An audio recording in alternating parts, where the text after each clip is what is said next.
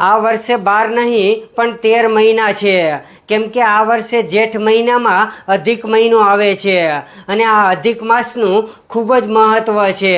એટલે આજે આપણે આ વિડીયોમાં જાણીશું કે અધિક માસ શું છે, અધિક માસનું મહત્ત્વ શું છે, અધિક માસમાં શું કરવું જોઈએ, શું ન કરવું જોઈએ. તે પહેલાં હજુ સુધી અમારી ચેનલમાં નવા હોય તો અમારી ચેનલને ફોલો કરી દેજો, આ વિડીયોને લાઈક કરી દેજો અને કમેન્ટમાં તમારે શેના વિશે જાણવું છે એ અમને મેસેજ કરીને લખી દેજો.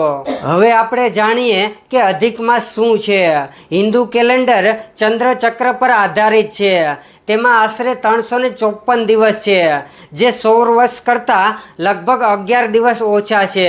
આ તફાવતને સંતુલન કરવા માટે અને તહેવારોને યોગ્ય ઋતુમાં રાખવા માટે દર 32 મહિને એક વધારાનો મહિનો ઉમેરવામાં આવે છે, જેને અધિક માસ કહેવામાં આવે છે. અધિકનો અર્થ થાય છે વધારાનો. આ મહિનાનું કોઈ અલગ નામ નથી, તેના બદલે તે જે મહિના સાથે સંકળાયેલો છે તેનું નામ અધિક છે. એટલે 2026માં અધિક માસ 17 મેથી 15 જૂન સુધી રહેશે અને તેને અધિક જ્યેષ્ઠા માસ કહેવામાં આવશે. હવે તમને અધિક માસનું મહત્વ જણાવી દઉં. પુરુષોત્તમ માસમાં ભગવાન વિષ્ણુની વિશેષ પૂજા કરવામાં આવે છે. આપણા શાસ્ત્ર અનુસાર આ મહિનામાં કરેલા પૂજાપાઠ અને દાનનું અનેક ગણું ફળ મળે છે. ઘણા લોકો આ મહિનામાં ભાગવત કથા અને વિષ્ણુ સહસ્ત્ર નામનો પાઠ કરાવે છે. હવે આપણે જાણીએ અધિક મહિનામાં શું કરવું જોઈએ.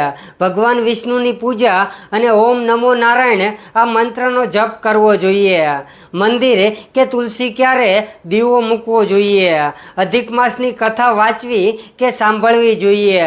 ગરીબ કે જરૂરિયાતમંદ લોકોને દાન કરવું જોઈએ. હવે જાણીએ અધિક મહિનામાં શું ન કરવું જોઈએ. અધિક મહિના દરમિયાન લગ્ન, સગાઈ, ગૃહ પ્રવેશ, મુંડન, સમારોહ, નવા વાહન કે ઘરની ખરીદી અથવા તો અન્ય કોઈ મોટા શુભ પ્રસંગો ન કરવા જોઈએ.